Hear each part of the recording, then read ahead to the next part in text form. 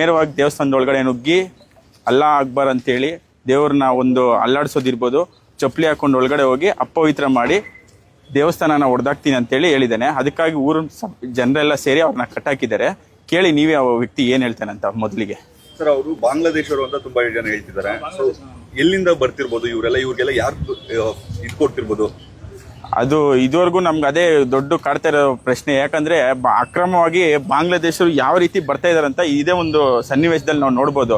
ಯಾಕಂದ್ರೆ ಇವ್ರು ಬಂದಾಗಿಂದ ನಮ್ಮಲ್ಲಿ ತುಂಬಾ ಸಮಸ್ಯೆಗಳಾಗ್ತಾ ಇದ್ದಾವೆ. ನೀವು ನೋಡ್ತಾ ಇರ್ಬೋದು, ಅಕ್ರಮವಾಗಿ ರಾತ್ರಿ ಹೊತ್ತು ಅವರು ಬೇಕಾಗಿರುವಂತ ಕಳ್ತನ ಇರ್ಬೋದು, ರಾಬರಿ ಇರ್ಬೋದು ಅಂತ ಘಟನೆಗಳು ತುಂಬಾ ನಡೀತಾ ಇದ್ದಾವೆ. ಅದನ್ನ ನಾವು ಕೇಂದ್ರ ಸರ್ಕಾರ ಅದನ್ನ ಕಟ್ಟುನಿಟ್ಟಾಗಿ ಇದ್ ಮಾಡ್ತಾ ಇದ್ರು. ರಾಜ್ಯ ಸರ್ಕಾರ ಯಾವುದೇ ರೀತಿ ಅದಕ್ಕೆ ಕ್ರಮ ಕೈಗೊಳ್ತಾ ಇಲ್ಲ. ಓಕೆ, ದೇವಸ್ಥಾನದ ಮೇಲೆ ಯಾವ್ಯಾವ ರೀತಿ ಹಾನಿ ಮಾಡಿದ್ದಾನೆ ಸರ್? ಯಾವ್ಯಾವ ರೀತಿ ಕಲ್ಲು ಹೊಡೆದಿದ್ದಾನೆ? ಚಪ್ಪಲಿ ಹಾಕೊಂಡು ದೇವಸ್ಥಾನ ಒಳಗಡೆ ಹೋಗಿದ್ದಾನೆ.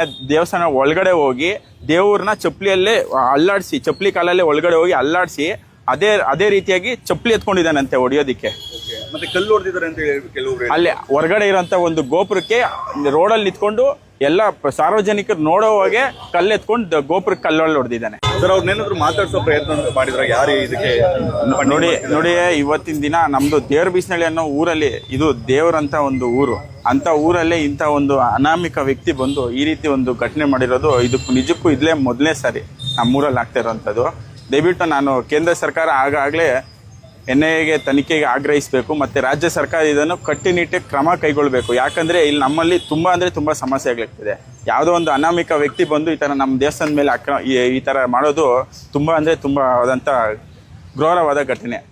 ರಾಜ್ಯ ಸರ್ಕಾರಕ್ಕೆ, ಮಾನ್ಯ ಸಿದ್ದರಾಮಯ್ಯ ಸಾಹೇಬರಿಗೆ ದಯವಿಟ್ಟು ಮುಂದಿನ ದಿನಗಳಾದರೂ ಈ ಥರ ಒಂದು ವಿಚಾರನ ಸೂಕ್ತವಾಗಿ ಗಮನದಲ್ಲಿ ಇಟ್ಕೊಂಡು ಕ್ರಮ ಕೈಗೊಳ್ಳಿ ಅಂತ ವಿನಂತಿ.